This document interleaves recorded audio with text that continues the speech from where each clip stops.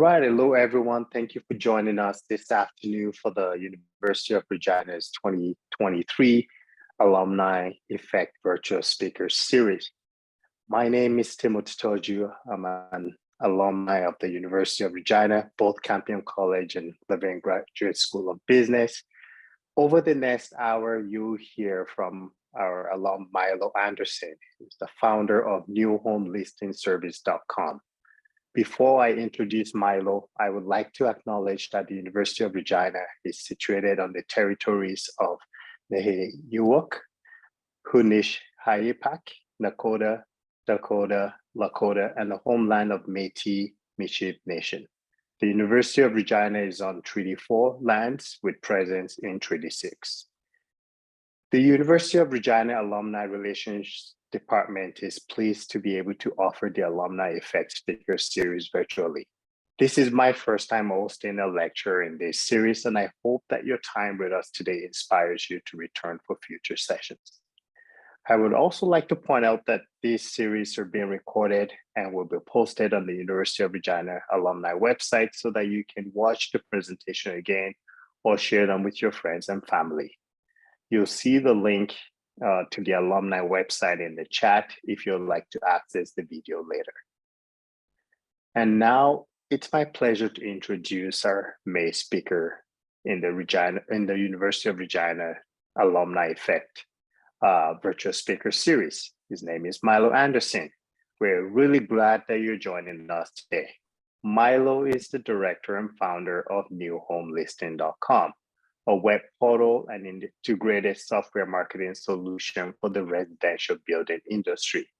He has been working in the online software business since 2009 and has experience as an educator in the secondary and post-secondary sector and as a real estate agent for 20 years.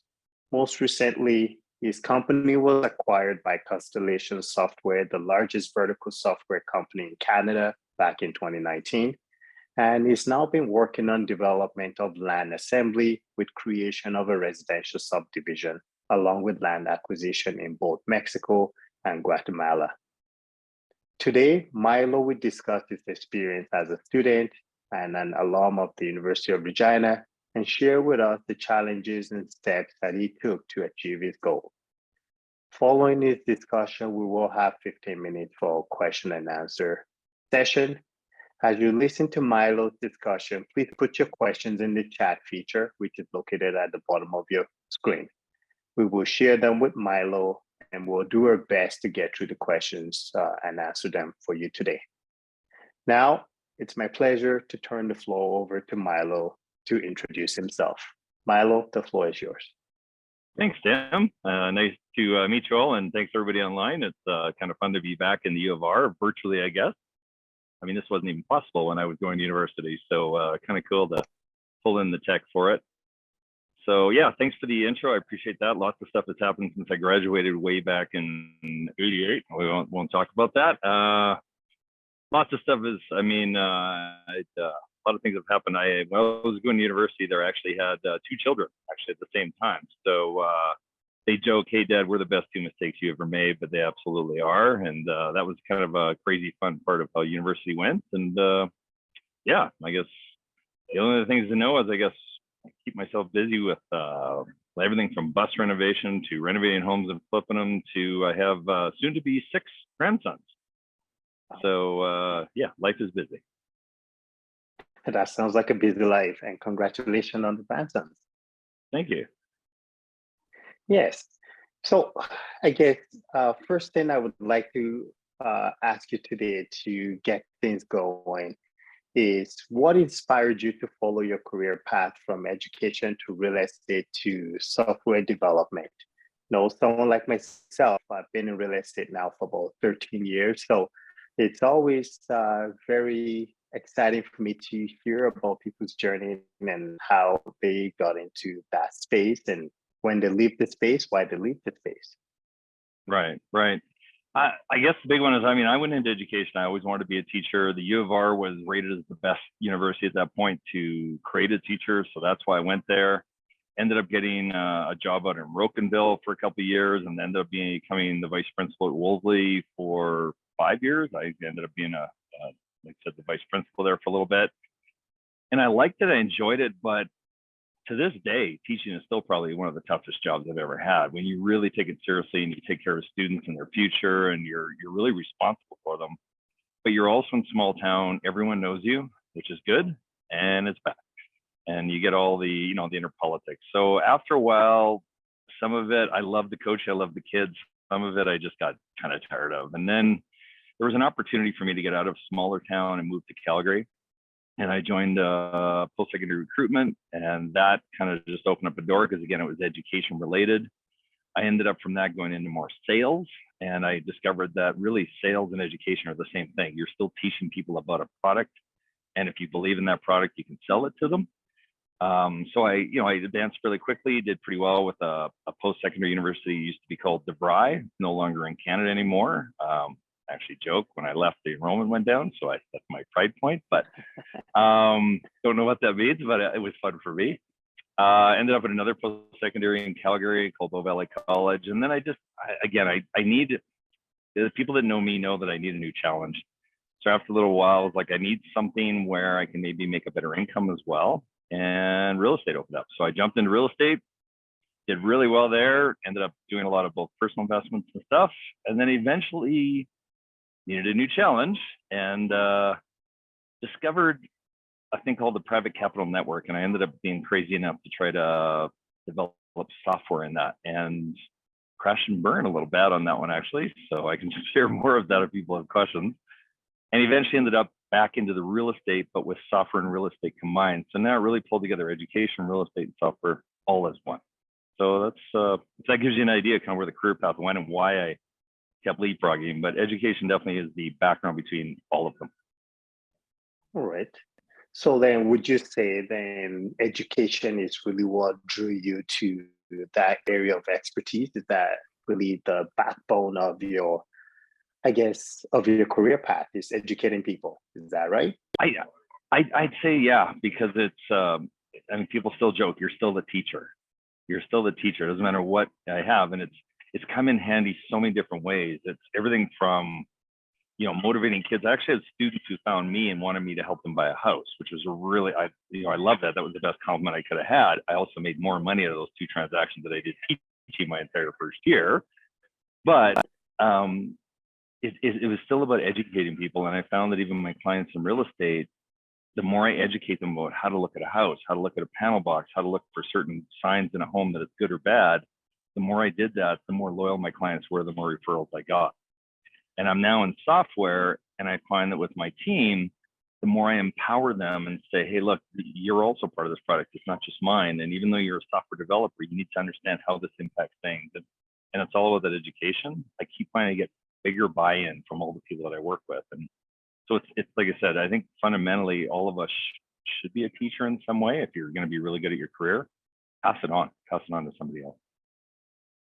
Well, that is amazing. We always say that, the people that lead, they lead in a way that they empower other people to do more, right?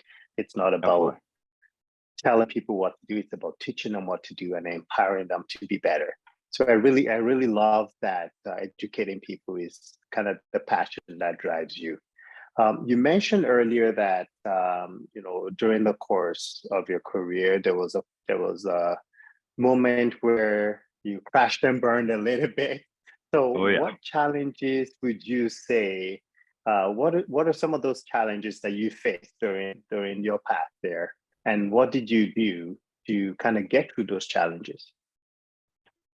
Well, I've had a variety of great things happen to me in my career. I've had a variety of interesting challenges. I've done everything from altering how the sales process was supposed to work to adapt to a Canadian student, for example, and then got in trouble when our enrollment went up, but I wasn't following the exact rule of it, right? So that was a challenge. I ended up in real estate doing well, but I was also the first guy in Calgary to introduce digital signatures before they were allowed to be digital signatures. And so I had to push the envelope on that one as well. And so that's when I started to get involved in technology. And by the way, like I didn't even know how to use a computer when I started with DeVry. I mean, I took a computer class in 1999. It was my first computer class. So, I learned a lot. The biggest challenge, I got into software and I had this belief that I got to understand what's called the exempt market in Canada, which is the private capital market. It's basically, you've got the stock market that everybody's aware of, but there's a larger market, about 3 to 4 times larger, of private investment. And my idea was, why isn't there a private investment portal that you can create? And so I worked with Securities Commission. I did a whole lot of things. I spent a lot of money and I created a really cool website. And we were set to launch June 19th of 2012. And June 1st, I got interviewed by an investment executive out of Toronto. I thought it was pretty cool. Everything was looking really good. And June 16th, I got 2 letters of cease and desist from the Securities Commission asking me not to launch. So long story short on that one, we ended up in court and a whole lot of different things, kind of argue that out. But in the end, just the way the banking system is designed in Canada, they just didn't want the portal launching. And in the end, it got shut down. And it was interesting. Like I said, I learned a lot. I learned a lot about legal. I learned a lot about politics. I learned a whole lot of things. And I learned a lot about myself too, because I'd have to say at that point, I'd had really good success and great victories along the way. That was probably the hardest. I got shot down. I'd lost a lot of money.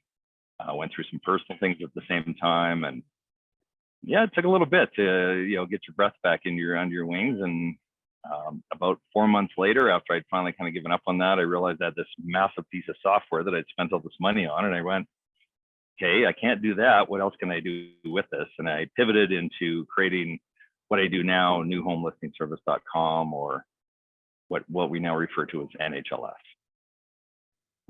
So, it's inspiring that you went through that, but you were able to bounce back. A lot of people, when they go through something like you did, where you put a lot of your heart, soul, and money into something, and then you get shut down, they give up. But you didn't really give up. Where did you find the motivation to keep going? Was it through mentorship, or was it just self-driven? I'd have to say I kind of learned that early. Like I said, I had 2 kids going to university, and so it was working 3 jobs, going to university, taking care of them all at the same time. And you kind of learn there's no choice. You can't give up. You just got to keep plugging. And then I guess I just have that temperament that says I hate giving up on anything. It's just not I prefer to win. And even in that situation, by the way, I got it shut down, but I did end up meeting with the gentleman who wrote the original letter from Securities Commission. And he basically told me, he said, you had the right idea. Just politics wasn't ready for it. So once I got that kind of acknowledgement that I'd done the right thing, that I had created the right model, I just wasn't allowed, it remotivated me to say, okay, I had the right solution, wrong industry. Let me go into an industry that doesn't have red tape. So I don't know. I don't give up. I guess, put it that way. It's just not in my soul. No, that is amazing. You talked a little bit earlier about educating people and that being part of your motivation and drive. So who were your mentors and what examples did they set for you as you navigated your way through the challenges and also moving forward in your career? I guess when you go to the traditional mentor, I'd say I only really had one specifically that really caused motivation. There was a principal in Wolseley named Bernie Martineau that was fantastic. He was an amazing leader, and he empowered me with a lot of stuff. He taught me a lot of things, and that really, I think it solidified my confidence that I can do this kind of work and have an impact. So I'd say he was an amazing mentor. I've had some others that I guess I would deem as mentor only because of what I learned I shouldn't do, I guess, in that regard. I don't know if most people would deem that to be a mentor, but to me, I could look at it and go, okay, that I'd watch people and go, that doesn't make any sense to me. And they're heading down a path. And then I would see them crash and burn and go, okay, I get what I shouldn't do. And I just kind of paid attention to that. So yeah, and I'll be honest, unfortunately, I think with life being so busy, having family and all those kind of things, there were times that I didn't slow down enough to maybe latch on to somebody who had that expertise and that education. There was an individual when I was teaching in Wolseley, a gentleman named Mr. White. Mr. White was 98 years old. he donated back in the day encyclopedias to the school, and I ended up running a yard care business during the summer because I was too bored to sit for 2 months doing nothing as a teacher, and so I ended up cutting trees down for him. And Mr. White, we were having tea one day, and he sat there, and I looked over, I saw these books and magazines, and he says, "Oh, I'm so far behind." And I gave him the look of like, how can a 98-year-old man be so far behind? And he picked up the look on my face right away, and he goes, "I know, you're getting, why can a 98-year-old?" I'm like, he said, "Do you see that book over there?" He goes, "I was supposed to be done that yesterday. I'm 2 magazines behind, and I got to get that newspaper read by the end of today." He was 98, and he was on a schedule of what he needed to do. So I'd say he convinced me of why he was so sharp. Like, just keep your brain going and learning new stuff. And I think that's what I get the biggest kick out of life. It's just the more I can learn, the better. You know what? That's a great lesson, and it's interesting that you're sharing that lesson on the University of Regina alumni side. So even as graduates, there's still always lots to learn, and there's still opportunities to grow, right? Oh, the amount of stuff I learned just even this winter down in Guatemala. What I do know is I wish I'd taken a second language when I was at university. That much I know for sure. But yeah, ton of things to learn every day, and that's probably the biggest kick I get. Well, that's great. Before we move on, I just want to let the people online know. Please feel free to share your questions in the chat so that we can ask Mr. Milo some of your questions. One thing I do want to ask you though, how does someone from small town Saskatchewan end up in land development in Guatemala? Like, how does that happen? I think traveling. I was fortunate enough as an educator, I actually ended up winning a fellowship. So I ended up under the Saskatchewan Teacher Federation. There was a curriculum for grade 7. It focused on Japan in the social studies unit. I found doing this traditional curriculum a little boring for me, so I created this other way of doing it. And I ended up writing a unit that I published, and then I submitted it to this Keizai Koho Federation in Japan. I ended up winning a 2-week, all expense paid trip to Tokyo. Now, the funny part was it was my very first flight. It was the first time I'd been on a plane, flew to Calgary, flew to San Francisco, flew to Narita Airport in Japan. I mean, it was, talk about culture shock. But on the way back, I left Tokyo and by the way, I ended up meeting, I wish I was older when I was there, because the one dinner we had the one night, the president of Sony was the speaker. The president of Mitsubishi showed me how to use chopsticks better than I knew how to use them. And now I think back, like, man, if I'd only known how to network with those individuals, and I missed that opportunity. But when I was flying back, it was a Tuesday at 2:20 in the afternoon when the plane was leaving. I landed in Calgary at Tuesday at 2:20 on the same day.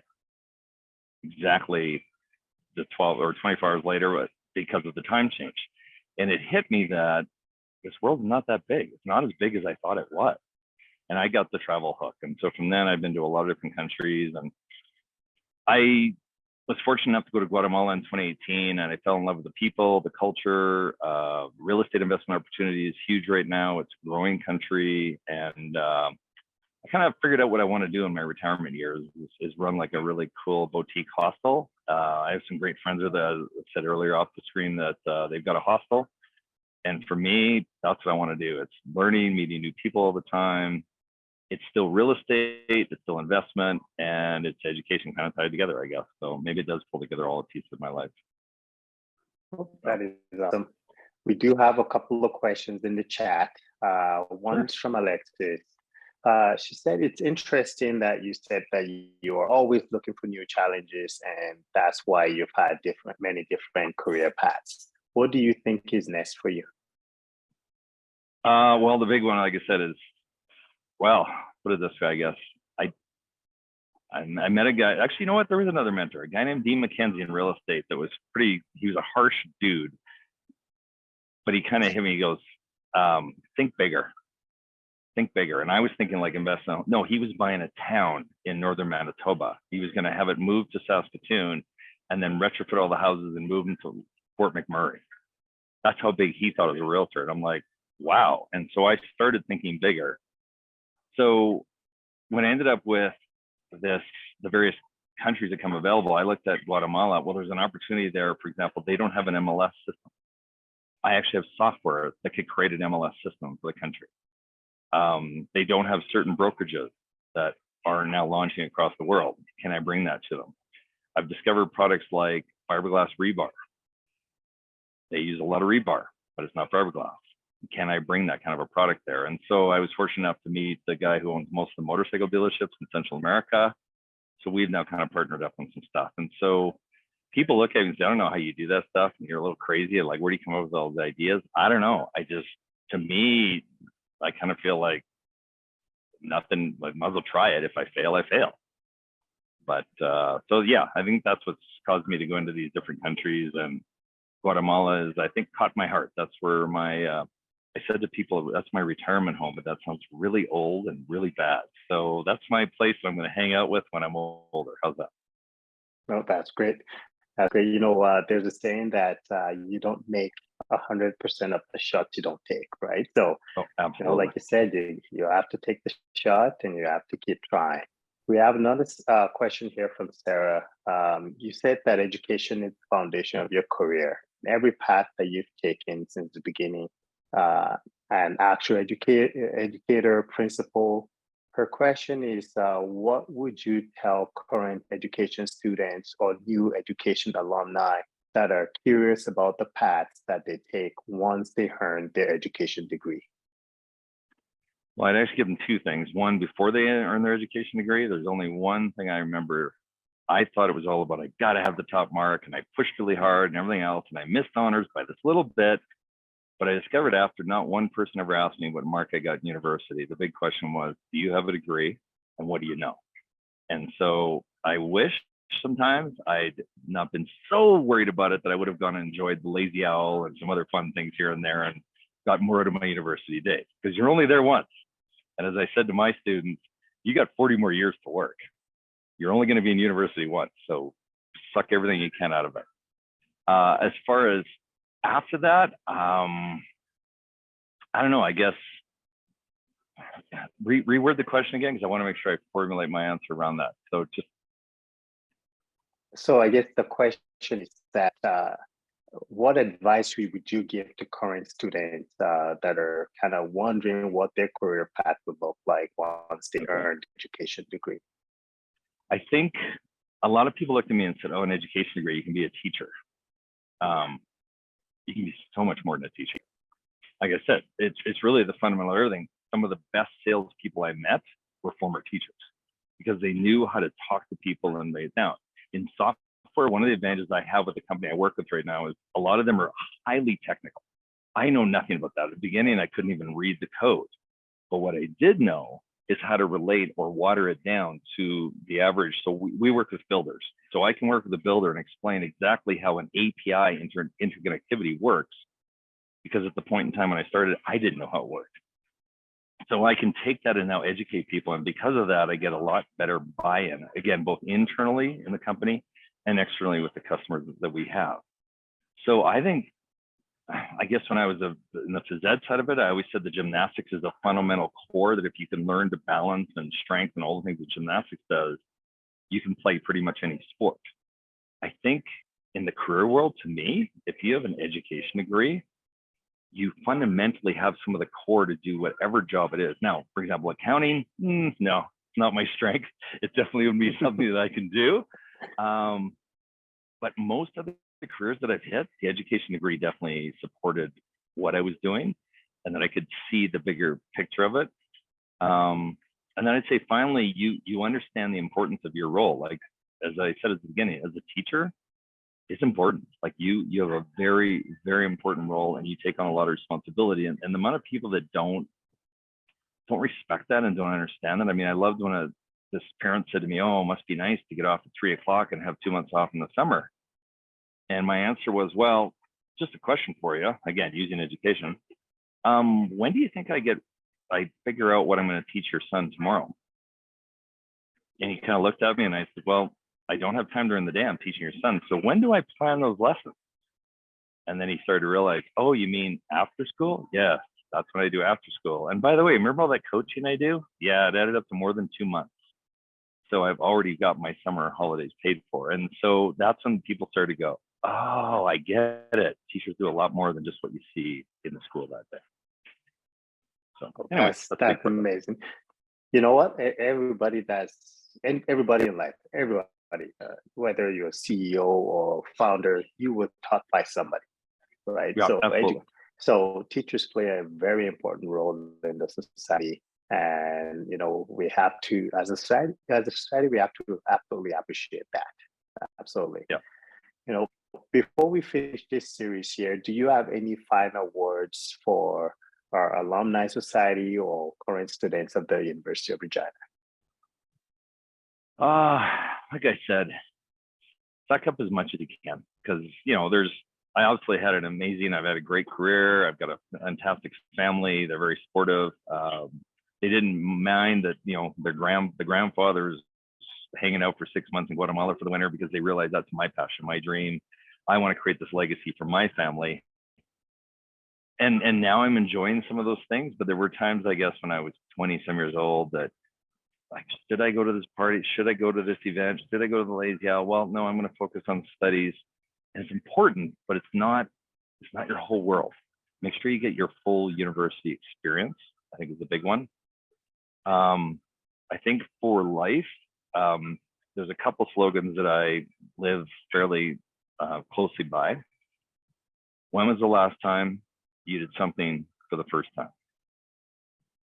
And if I ask people that every once in a while, it's fun, because if they look at you and they can't answer that question that something happened in the last year, they're probably not living their life enough on the edge. Are you getting all the experiences that you should be getting? So when someone says to me, you want to go skydiving? Okay, I haven't done that yet. Yeah, okay. And so the answer is generally always yes. The second one is, it's my life.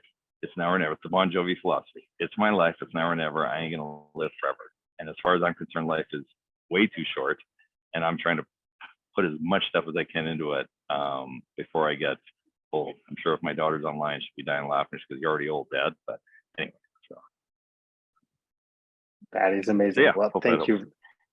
Yeah, you know what? Thank you very much. A few things that I took away from today is, in the face of adversity, always move forward. Don't let that challenge bring you down. Keep going. Live life to the fullest.